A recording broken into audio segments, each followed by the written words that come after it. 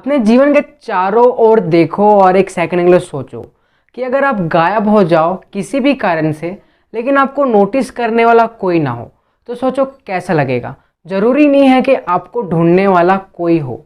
मिलिए Joyce कार्रोल Vincent. आज इस सीरीज़ में एक ऐसे अननोन मिस्ट्री के बारे में बताएंगे जो कि पूरी हिस्ट्री में वियर्डेस्ट डेथ आज तक नहीं हुआ।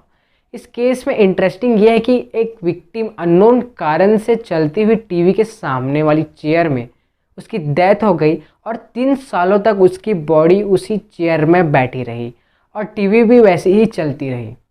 वो कैसे मरी, ऑल्सो उसकी बॉडी किसी को मिली क्यों नहीं उसके मर जाने के बाद भी, ये ऐसे क्वेश्चन हैं जिसके आंसर का पता चलना बहुत ज़रूरी है। तो हेलो, मैं प्रमोद और आप देख रहे हैं Pramod philosophy. So get into the case.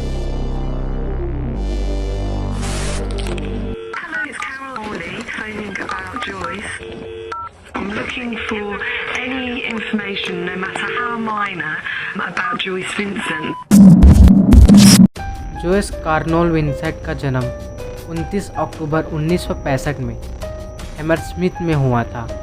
उनके पेरेंट्स नौकरी के सिलसिले में लंदन शिफ्ट हुए थे। उसके फादर अमेरिका के एक मामूली कारपेंटर थे। उसकी मदर एक इंडियन थी जो कि ऑपरेशन के दौरान मर गई थी और उसके 4 बड़ी बहनें उन सब का रिस्पॉन्सिबिलिटी अपने ऊपर ले ली थी जॉयस को छोड़कर। जॉयस 1982 में फैमिली इशू के कारण 10वीं क्लास तक ही क्वालिफाई हो पाई। वो सी थ्रो और लॉ डिबेंचर में नौकर थी। उसका कलर काला था, उसका बाल मैगी जैसा था। अरे फिलॉसफी चच्चा, बायोडेटा नहीं, हमें असल में क्या हुआ था वो बताओ। अरे हाँ भाई, जॉयस विंसेंट 2006 में लंदन के छोटी बड़ी अखबार में अपना तस्वीर छाप दिया था और वो भी एक ऐसे कारण से जिसने लोगों के सामने एक कठिन सवाल खड़ा कर दिया था, और वो यह है कि आखिर वो हुआ कैसे। कैसे फिलॉसफी चाचा? इस आम लड़की ने तो जीते जी तो नहीं, लेकिन मरने के बाद दुनिया के सामने एक ऐसे अनहोनी बयां कर दी कि उस बंद कमरे में मिली उस लाश की कहानी लंदन की इतिहास में दर्ज हो गई। जॉयस विंसेंट को शुरू से ही डोमेस्टिक वायलेंस का सामना करना पड़ता था।